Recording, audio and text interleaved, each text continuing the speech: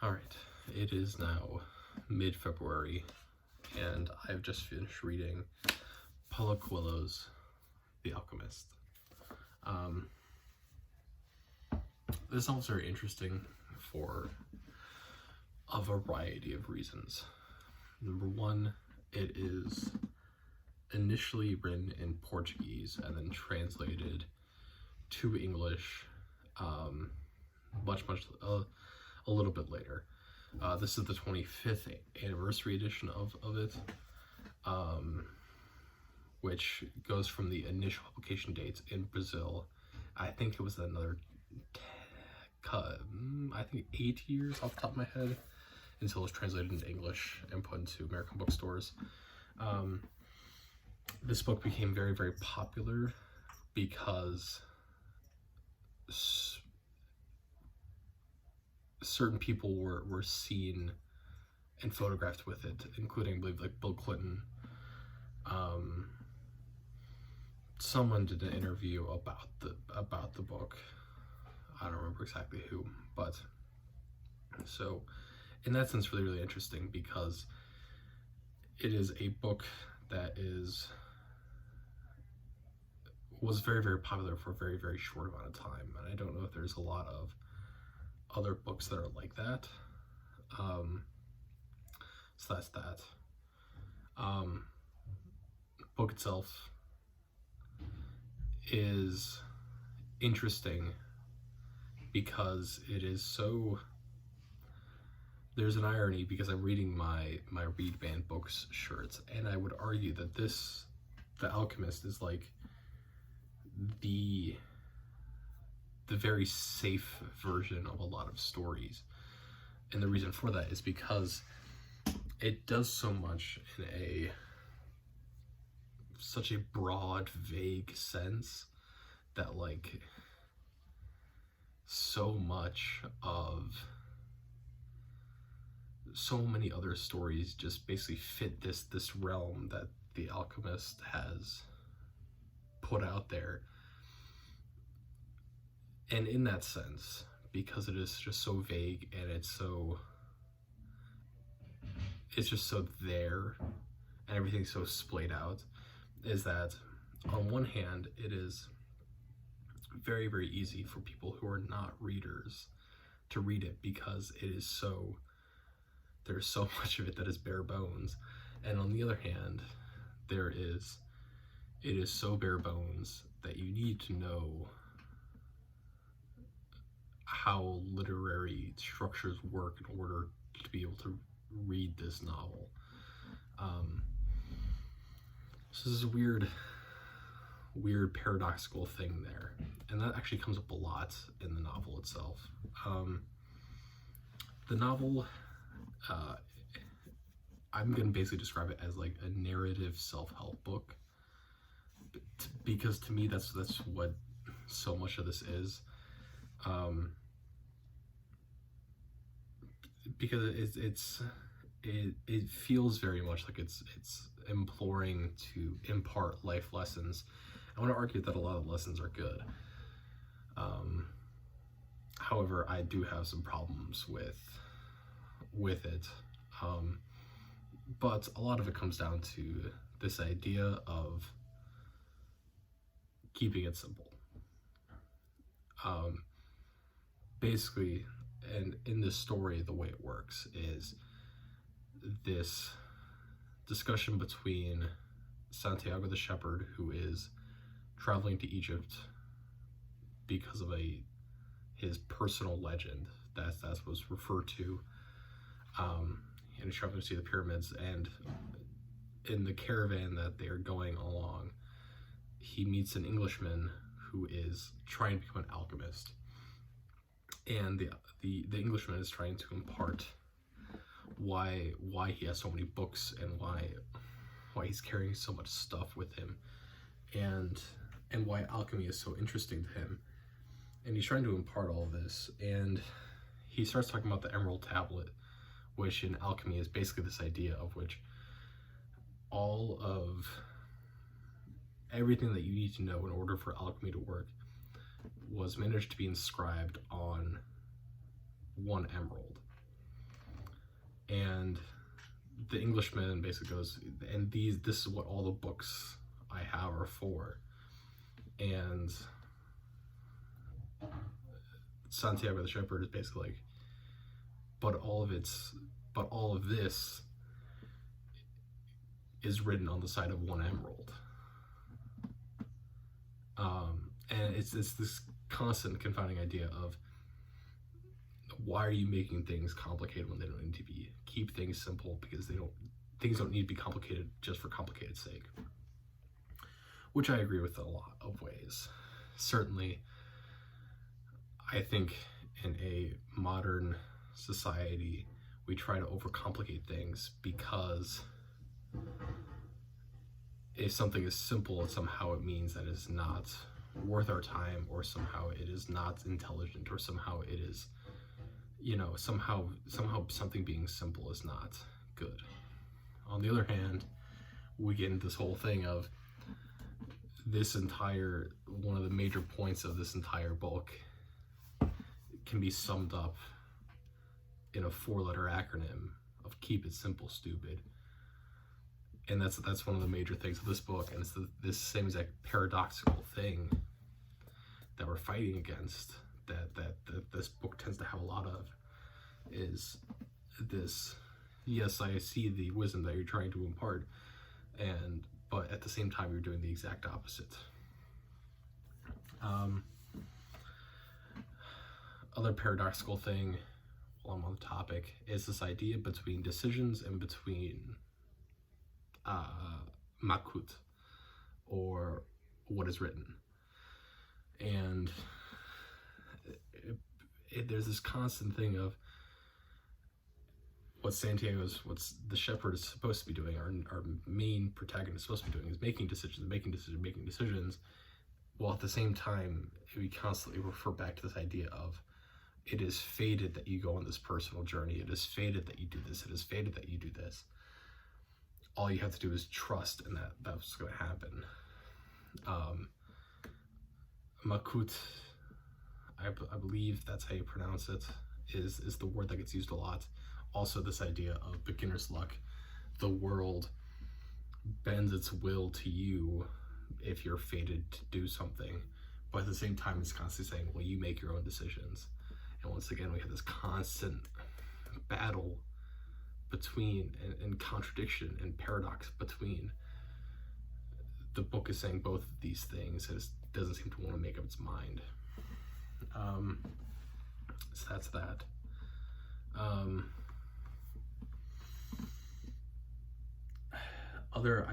I guess the other big life lesson that I think this book tries to really pull to you is this idea of, well, I guess there's two other big ones. The first one, I think, is this idea of, there's an allegory that gets told in which poor man goes to rich man's house. Poor man says, well, what is it like? What is this life? Why are you happy like this? And rich man goes, I want you to take 2 hours and explore my house and enjoy everything, but at the same time hold this teaspoon that's full of oil and make sure you don't drop any of it. First time around, goes around, but it's only focusing on the oil, so he doesn't see any of the tapestries, any of the art, any of the statues. He doesn't see any of them. So he goes back to the rich man. Rich man goes, okay, well, you didn't see anything, so keep the teaspoon with you, but actually go and actually look at everything, and don't care too much about the teaspoon. And he comes back, and then the wisdom that it gets imparted is, enjoy your life and look at all of the things and look at everything that is beautiful in the world, but also keep in mind the oil and teaspoon, which is fair enough, right? It just harkens to this idea of, no matter what you do, always remember what your responsibilities are, no matter how menial or how small they may seem. Which then gets brought up at the very end, in which Santiago finds his treasure.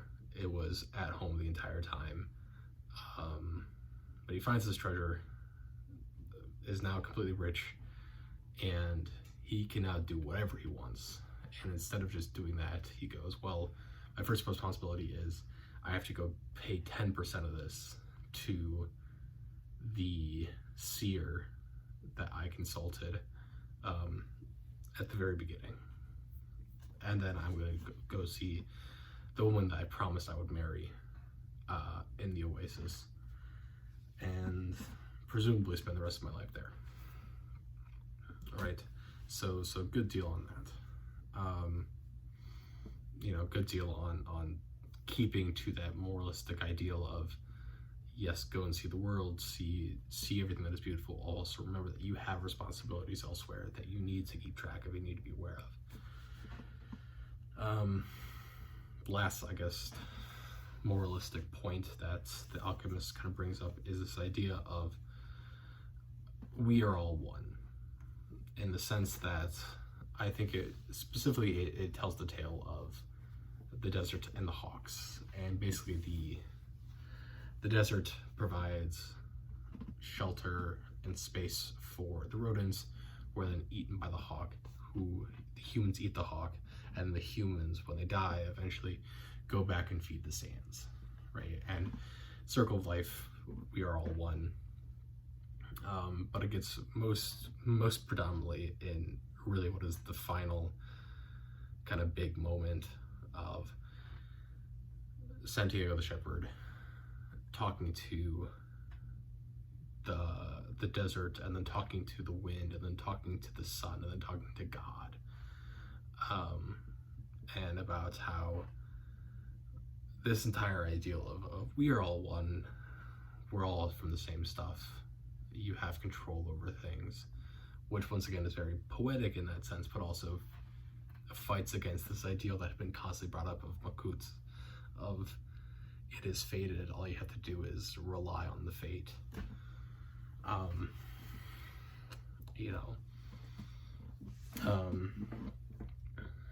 So yeah, the book itself is really, really good. The problems I have with, though, like I said, the paradoxical situations, or this paradox that constantly arrives.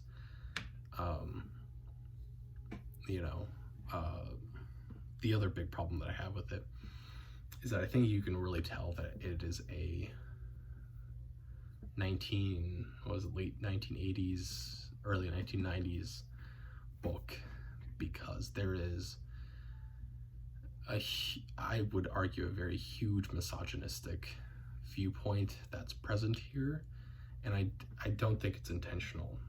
But when we talk about, and we're looking at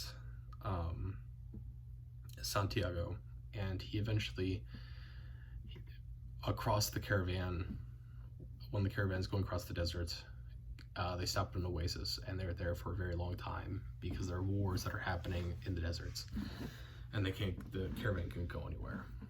And while he's there at this oasis, the shepherd meets Fatima, who is constantly referred to as a woman of the desert. And basically what ends up transcribing is this battle between Santiago saying, I'm willing to give up everything for you, and then Fatima going, I am a woman of the desert, this is what I do, this is what I am destined to do, is for you to go out and go live your personal journey, and I will be here waiting for you. Which is very misogynistic in the sense that it's implying this idea that women don't get this personal journey. Whether it's just women of the desert, which may even draw even more problems, or women in general, it seems to this idea of, or it implies this idea that women don't have the same personal journey that men do, which is very, very bad, right? And really, women don't get talked a lot about in the novel. The only one I can think of is the seer, who is referred to as the gypsy which also I have problems with.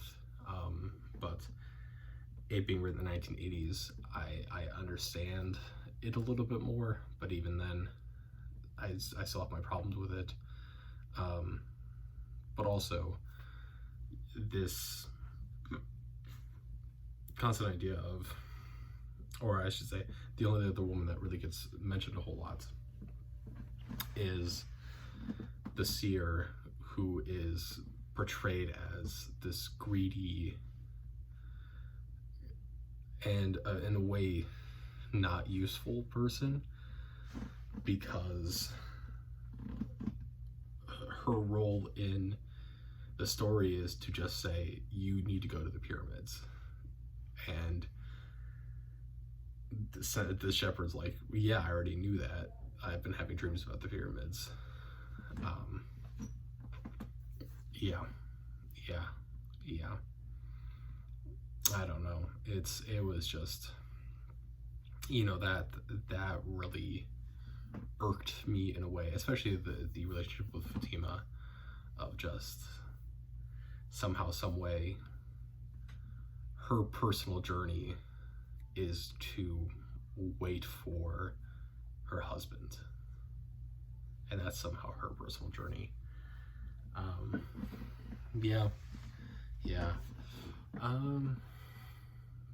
think of much else to say about this. That's really it. It's a really easy read. I mean, I've read it, it's about 150 pages. I think I read it about 2.5 hours in total. I'll probably give this a 6, maybe like a 5 point something. It's not, I think it's a really interesting first and maybe second read, but I think anything over that, it just doesn't give out the same story. So yeah, that's The Alchemist by Paulo Coelho.